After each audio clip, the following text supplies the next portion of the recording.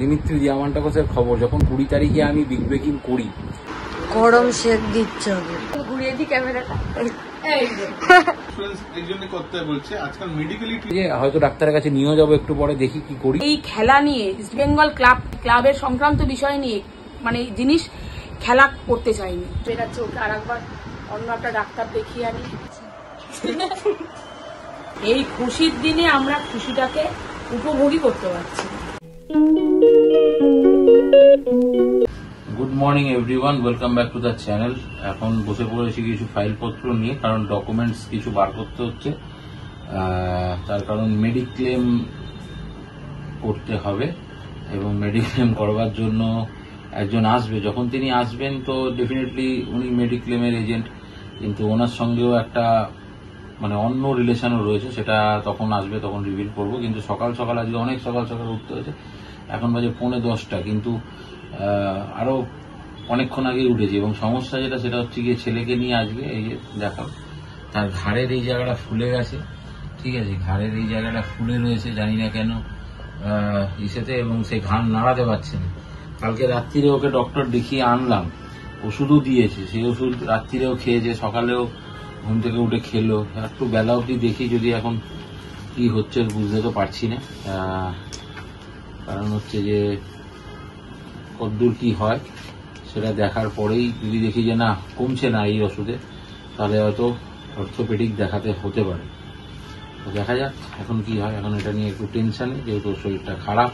কালকেই ওকে ইস্টবেঙ্গল ভর্তি করলাম, প্র্যাকটিসের রোববার থেকে প্র্যাকটিস, তার আগে এখন একটা সমস্যা দেখা যায়। ঘাড়ের ব্যথাটা অনেকদিন আগে থেকেই করছিল, মনে নেই? এর আগে একবার এই যে কিছুদিন আগে, বেশি না কয়েকদিন আগেই গাড়ে ব্যথা করছিল। হ্যাঁ হ্যাঁ, এই তো কয়েকদিন আগে ওই সব মিলে ওই তবে থেকেই এই গাড়ে ব্যথাটা হচ্ছে। সেটাই হচ্ছে কথা, চিন্তার বিষয়। দেখা যাক কি হয়। এখন যদি না কমে তাহলে একটু পরে বেলার দিকে, এত সকালে তো কোনো ডাক্তার পাবো না, একটু বেলার দিকে তাহলে ডক্টর দেখাতে নিয়ে যেতে হবে। দেখি কি করি। গরম শেক দিচ্ছে হবে, গরমের ওই শেকের ওইটা নিয়ে আমি এখন এয়ারটা দিয়ে এটা গরম করছি, করে এটা গরম করছি, করে তারপরে ঝামেলা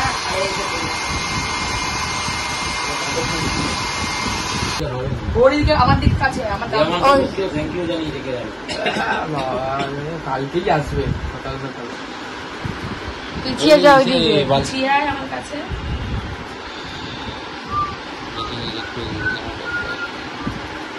এই যে মা এখানে সবজি কাটতে বসে, মাগুর মাছ অনেকদিন ধরে নিয়ে এসে শিঙি মাছ করছিল, কাঁচকলা দিয়ে কাটছে, কাঁচকলা আলু কাঁচকলা দিয়ে একটু ঝোলবো। অনেকদিন বাদে খাওয়া হবে, আমাদের ঘরে শিঙি মাগুর মাছটা খুব ভালো। তাছাড়া কালকে যা দাম, সত্যি কথা বলতে প্রচুর দাম হলো। কালকে ভালোই একটু রিচ খাওয়া হয়ে গেছে, যার জন্য আজকে একটুখানি আলু কাঁচকলা দিয়ে মাগুর মাছ। তাহলে রান্নাটা ভাতটা বসিয়ে দিয়েছি, রান্নাটা করি। আমরা এখানে মেহুর ব্লগ দেখছি। আমি রোজ সকালবেলা উঠে মেহুর ব্লগ দেখি। আগে আমি রোজ সকালবেলা উঠে ইনসাইড আউট চালাতাম রিভিউকে দেখার জন্য, এখনো চালাই, কিন্তু এখন যেহেতু ইনসাইড আউট রিভিউকে একটু কম দেখায়, তাই জন্য আগে একটু মেহুর ব্লগটা দেখি। এই যে ঘাড় ব্যথা একটু কমেছে। তুই আবার গালে ফুটো করলি কখন? পুচকির মতো। পুচকি কালকে নিজের নখ দিয়ে নাকে এরকম একটা ফুটো করেছিল। ও তোমরা অনেকে আবার কমেন্টে লিখছো যে ভাই হচ্ছে ক্যামেরা চাই, অনেকে লিখেছে, বুঝলে? জানো মা, অনেকে লিখেছে যে ভাই হচ্ছে ক্যামেরা চাই, ভাই ক্যামেরার সামনে আসতে চাই। এটা ঠিকই কথা, কিন্তু আগে আসতো আগে যত ছোট ছিল তখন আসতো। এখন দিন যত যাচ্ছে তত যেন ক্যামেরার সামনে না আসলে ভবিষ্যতে আর অনেক কিছুই আছে। ভবিষ্যতে ও যখন কোনো বড় জায়গায় খেলার সুযোগ পাবে, যে কোনো প্লেয়ারের কাছে সামনেই রিপোর্টাররা ক্যামেরা নিয়ে আসে, তখন ও দৌড় দিয়ে পারবে। এটা আমাদের স্বপ্ন। হ্যাঁ, এটা আমার স্বপ্ন, এটা ওরও স্বপ্ন অবশ্যই। যখন আমি ক্যামেরাটা ধরবো না, তখন আমি এখন কথা বলছি এখন নর্মাল থাকবে, যেই ক্যামেরাটা ওর দিকে ঘোরাবো হঠাৎ করে মুখের স্ট্রাকচারটা বদলে যাবে 1 সেকেন্ডের জন্য। এখন বদলেই রেখেছে, ভাবছি আবার যদি আমি ঘুরিয়ে দিই ক্যামেরাটা। আজকে পড়তে যাবি না? আজকে বিজয় স্যারের কাছে পড়তে হবে না। স্যার আপনি শুনে নিন, আজ আর পড়তে হবে না। স্যারকে ফোন করে বলে দিতে হবে যে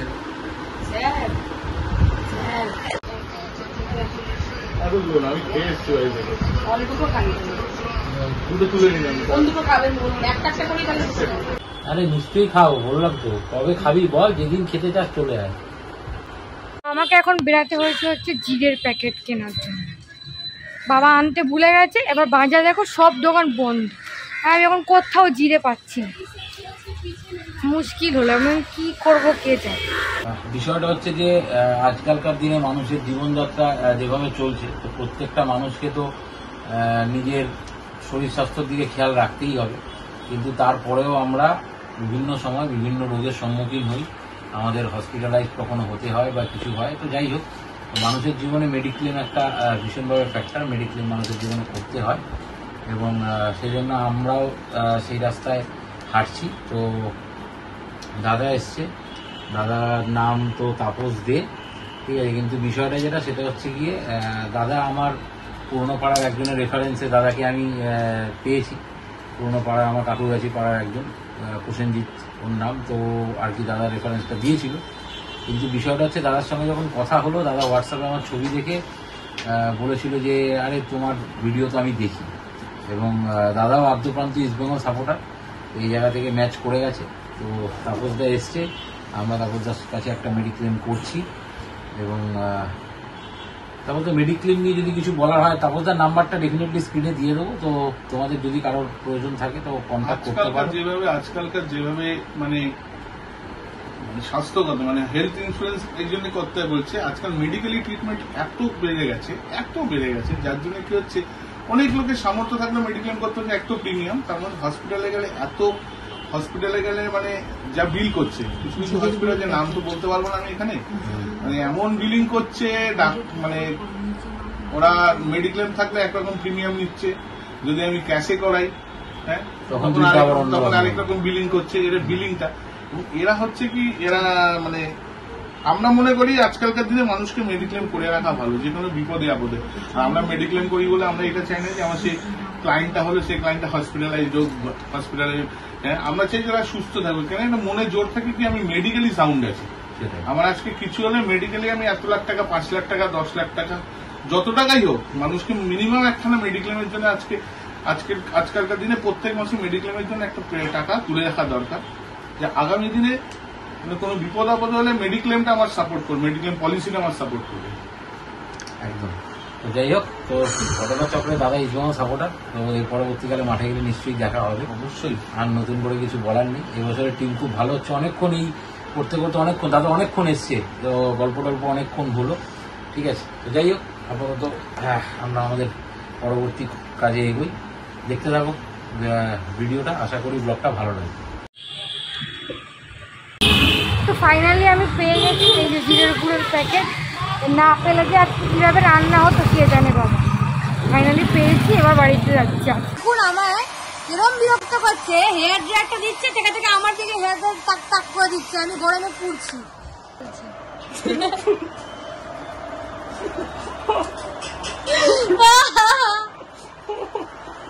আমি ঘরে ভুলভাল বলছে। ডাক্তারে আবার এখন ডাক্তারের কাছে নিয়ে যাবো তোকে, ঠিক আছে? তোকে কত ডাক্তার পাল্টাতে হবে জানি না, ভগবান কি করব।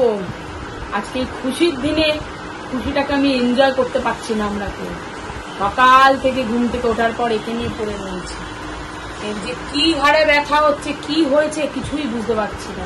কালকে এক ডাক্তার দেখালাম, ওষুধপত্র সব দিল, 2বার না 3বার ডোজ পড়ে গেছে, তাতেও ঘাড় এখন পুরো ফুলে রয়েছে, শিরাটা কি জানে এরকম রক ফুলে ধুয়ে হয়ে গেছে। আবার ভাবছি এখন আর বিকালবেলা অর্থোপেডিকের কাছে নিতে হবে। এই খুশির দিনে আমরা খুশিটাকে উপভোগই করতে পারছি না। বিষয়টা যেটা হচ্ছে সেটা হচ্ছে গিয়ে নতুন করে তার বলার কিছু নেই।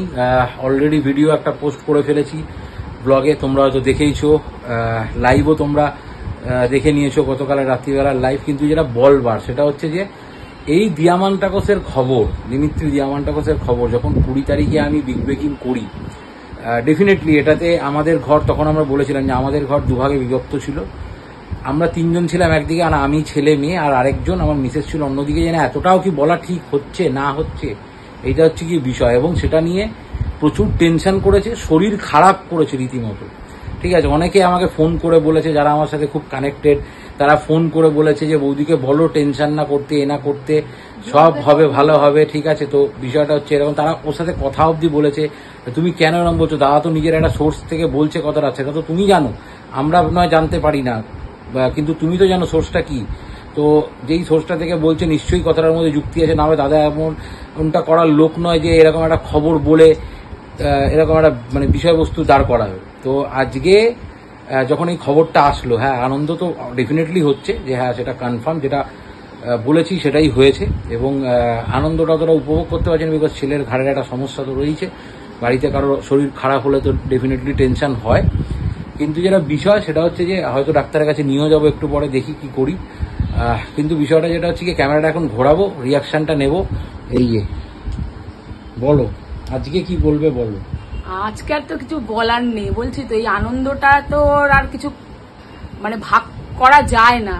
প্রথম কথা হচ্ছিল সত্যি টেনশন এই কারণেই হয়েছে, দেখো আমাদের চ্যানেলটা তো গ্রো করার উদ্দেশ্য কোনো রকমই মানে সবার হয়তো থাকে, কিন্তু সেই এই সিচুয়েশনে এই জিনিস নিয়ে ছেলে খেলা একদমই আমাদের পছন্দ না। আমি আমার কর্ম করব, আমি ফল পাবো, কিন্তু এই খেলা নিয়ে ইস্টবেঙ্গল ক্লাব মানে ক্লাবের সংক্রান্ত বিষয় নিয়ে মানে জিনিস খেলা করতে চাইনি। যখন আমি জানি যে হ্যাঁ এটা পজিটিভ খবর, তারপরেও আমার টেনশন হয়েছিল এই কারণেই যে সমর্থকরা যে যেইভাবে তারা এতটাই মানে তাদের মধ্যে আনন্দ, তারা যে সমস্ত কিছু এতটাই ডিপেন্ড করেছিল। হ্যাঁ তোমাদের দাদার কথা শুনে তোমরা প্রচুর ভরসা করেছো, কিন্তু তোমাদের যাতে এই আনন্দটা যেন আনন্দের মধ্যেই থাকতে পারে, এইটা যেন মানে বিফলে না যায়, এই টেনশনটাই আমার হয়েছিল যে তোমরা যাতে খুশি থাকো। তোমাদের এই খুশির জন্যই আমার এত টেনশনটা ছিল যে আমি এই মানে এত সমর্থক, এত মানে সবাই যে এত আনন্দিত হয়েছে, সবাই লাইভে এসে কমেন্ট করা যে হ্যাঁ দাদা, মানে যে বলাটা যে তাদের কি মুখে হাসিটা দেখতে পাবো না পরবর্তীকালে এই জায়গাটা ওটা অন্য জায়গা হবে। ঠিক আছে, এই ভয়টাই আমার ছিল। সত্যি কথা বলেছিল যে এই খবরটা কি সত্যি না, চ্যানেলটা উঠে যাবে। যাবে। কেউ বলেছিল যে কারুর লাইভে এসেও, ঠিক আছে, কেউ লাইভে তো অন লাইভে বলেছে, সেটা আমরা দেখেছি যে অনেকেই এরকম ভাবে বিগ নিউজ করছে। ঠিক আছে, তো যাই হোক, এটা কোনো কথা বলতে চাই না। তো তাদের লাইভে এসেও বলেছে যে এইটা যদি ফেক হয়, কমেন্ট করেছে যে এইটা যদি ফেক হয়, সে বাঙাল ছেলে সৌরভ উইথ বেটার হবে, চ্যানেল বন্ধ করে দেওয়া হবে। ঠিক আছে, চ্যানেল উঠে যাবে। যাই হোক, উপরওয়ালা তো সবসময় আছে, তোমরা আমাদের পাশে আছো। ঠিক আছে, তোমরা, আমি জানি যে তোমাদের সাহায্য থাকলে, আমাদের পাশে তোমরা থাকলে আমাদের কোনো জিনিসের কোনো কিছুদের ভয় নেই। ঠিক আছে, যাই হোক বিষয়টা ওটাই। আর যখন প্রত্যেক দিন মানে ওই 20 তারিখের পর থেকে যখন অন্যান্য চ্যানেলগুলো বলা শুরু করলো না প্রি কন্ট্যাক্ট হয়নি, এরকম কিচ্ছু হয়নি, যত বলতো তত টেনশন বাড়তো। দেখো এরা কি বলছে, দেখো এরা কি বলছে, এরা কি খবর পায় না, এরা কি করে না। আলাম দাঁড়াও, ধৈর্য ধরো, দেখো কি হয়। আজকে 11 দিন বাদে সেটাই প্রমাণিত হলো যে যেটা বলেছি সেটা সম্পূর্ণ সঠিক। এবং এর জন্য বড় মার কাছে, মা তারার কাছে অবশ্যই কৃতজ্ঞ। এবং যে মানুষটার কাছে কৃতজ্ঞ, আবারও বলি, লাইভে বসে বারবার বলি, সেটা হচ্ছে কি ইস্টবেঙ্গল ক্লাবের অন্যতম কর্তা নিতুদা যদি মাঠে না নামতো, ময়দানে না নামতো, ময়দানটা তো ফুটবল খেলার জায়গা, ফুটবল খেলাটা প্লেয়াররা মাঠে বল নিয়ে ফুটবল খেলে, কিন্তু তার পেছনে একটা খেলা হয়, সেই খেলাটা আমরা কেউ দেখতে পাই না, ইনভিজিবল প্লে সেটা। তো সেই খেলাটা যদি নিতুদানা ময়দানে নামতো তাহলে বোধহয় এইগুলো পসিবল হতো না। এই বছর ইস্টবেঙ্গলে যে লেভেলে সাইনিং হচ্ছে সেগুলো হয়তো পসিবল হতো না। আমার মেয়েও মানসিক করেছে। আচ্ছা, আমি মানসিক করেছিলাম যে আমাদের ইস্টবেঙ্গল ক্লাব একটা সময় এতটা মানে এতগুলো বছর ধরে, শেষ কটা বছর ধরে এতটা খারাপ সময় কাটিয়েছে, ক্লাবে যখন টিমে নতুন এত ভালো একটা প্লেয়ার আসবে, টিমের দিন আবার ফিরে আসবে, আর আমার বাবার মান সম্মানটা নষ্ট না হয়ে যায় কোনো ছোট তাদের মানুষদের কাছ থেকে। এই জন্যই বড় মার কাছে মানত করেছিলাম। পুজো তো আমি এমনিই দিতে যাই, ঠিক আছে, তোমরা সবাই জানো যে বড় মার কাছে আমি অনেকবার গেছি, আমার ব্লগে দেখেছো তোমরা।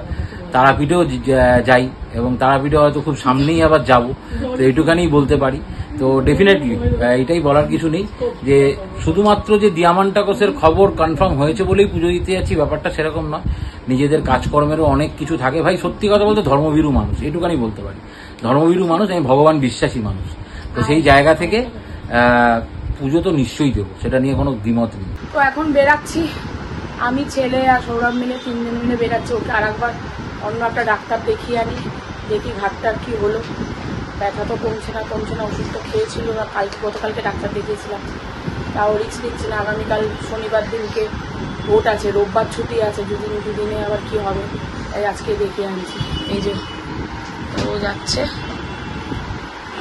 চলো, বিষয়টা হচ্ছে যেটা তখন আমাদের ফোনের স্টোরেজে একটু প্রবলেম হয়ে গেছিল, সেই জন্য ও যেই কথাটা বলছিল সেই কথাটা আর হয়নি। তারপর আমাদের খাওয়া দাওয়া সবকিছু কমপ্লিট হয়ে গেছে। এখন বাজে হচ্ছে গিয়ে 6টা। এখন যাচ্ছি ওকে নিয়ে ডাক্তারখানায়, কাকুরগাছি পূর্বাঞ্চলের ওখানে যাচ্ছি। ওখানে ডাক্তারের অ্যাপয়েন্টমেন্ট পেলাম, অর্থোপেডিক, আর কোথাও পাচ্ছি না। তো চলো আপাতত যাই, ডাক্তারটা দেখাই। আর ও যে কথাটা বলছিল সেই কথাটা আবারও ফিরে এসে পরে বলবে। আমাদের ফোনে একটু স্টোরেজ সমস্যা হচ্ছে, সেটাও আজকে মেটাতে হবে।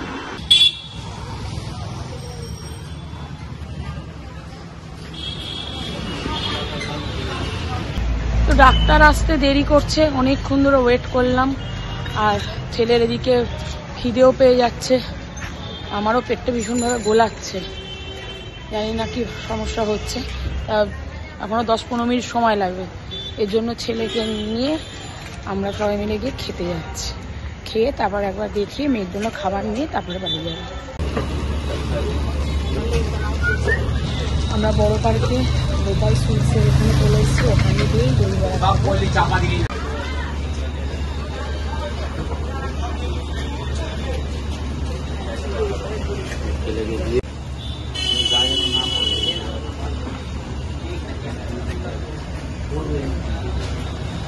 भैया इधर थोड़ा सा চলে এসছে দই বড়া, খেয়ে নিই, তারপর আবার ডাক্তারের কাছে যেতে হবে। কোথাও কম কাজ বেশি, ডাক্তার চলে আসবে আবার। আমিও খেয়ে নিই, ও তো খাচ্ছে। ডাক্তার দেখিয়ে চলে আসলাম, চলেই এসছি। এখন আমি আর ছেলে ওপরে উঠে যাব, আর ওর কিছু কাজ আছে, টুকটাক কিছু কেনাকাটি আছে, সেগুলো করে তারপরে ও ওপরে উঠবে। তারপর তো আবার লাইভে বসবে। এখানে ওষুধ নেওয়া হচ্ছে।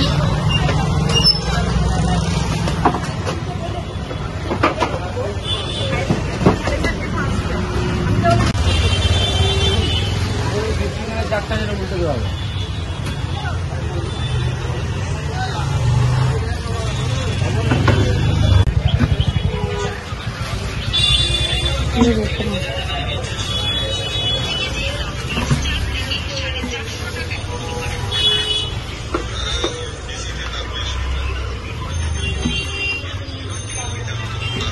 কেনাকাটি হয়ে গেছে, এখন বাড়ি চলে এসছি। দুপুরে রান্না হয়েছিল কি মাছ জানো? এটা মাগুর মাছ, মাগুর মাছের ঝোল। কি ঘুম পেয়েছে, ঘুম পাচ্ছে আজকে, জানি না কেন এত ঘুম পাচ্ছে আজকে, বুঝতে পারছি না।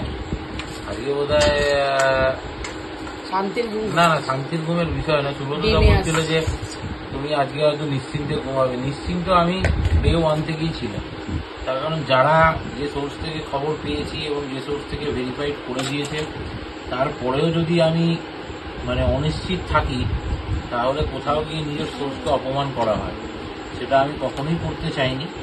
ঠিক আছে, আমি ডে 1 থেকেই নিশ্চিন্ত ছিলাম, আর নিশ্চিন্ত না হলে আমি খবরটা করতামই না। যাই হোক, যা আমার হয়ে গেছে। জানি না এখানে হয়তো ঘুম পাচ্ছে, হয়তো টায়ার্ড থেকেই ঘুম পাচ্ছে। তো সেটাই হলো কথা। চলো ভালোভাবে খেয়ে দিয়ে আমি তো যাচ্ছি ভাই সোজা শুতে। তারপর এরা কি করবে আমি জানি না, আমি তো আগে ঘুমিয়ে পড়বো। এবার এরা বসে টিভি দেখুক, যা করে করুক, আমি তো ঘুমাতে গেলাম। জানি না আমার ঘুমানোর পর এরা কোনো ভিডিও শ্যুট করবে কিনা। আর যতক্ষণ আমি জেগে আছি খেতে বলছি। আমাদের ব্লগটা আমার তরফ থেকে এখানেই শেষ করলাম। এবার যদি আমি ঘুমিয়ে থাকি, তারপর যদি এরা ভিডিও শ্যুট করে দেখায় আমি কিরকমভাবে ঘুমাচ্ছি, তার দায় কিন্তু আমার নয়, তার দায় বাকিদের। চলো, লেগে থাকতে হবে না, লেগে থাকতে পারছি না, আমার হেভি ঘুম পাচ্ছে। আমি তখন শুয়েই ছিলাম, কিছু ধুয়ে কোনো কাজ নেই, ভাত খাবো, বিছানা করে আমি সোজা শোবো, আমার ঘুম পাচ্ছে তো। আজকের মতো ব্লগটা এখানেই শেষ হলো, আশা করি ভালো লাগলো। সবাই লাইক করো, শেয়ার করো এবং অবশ্যই আমাদের ফ্যামিলি মেম্বার হয়ে যাও। এখনো ঘুমিয়েই কথা বলে যাচ্ছি আমি। তো টাটা।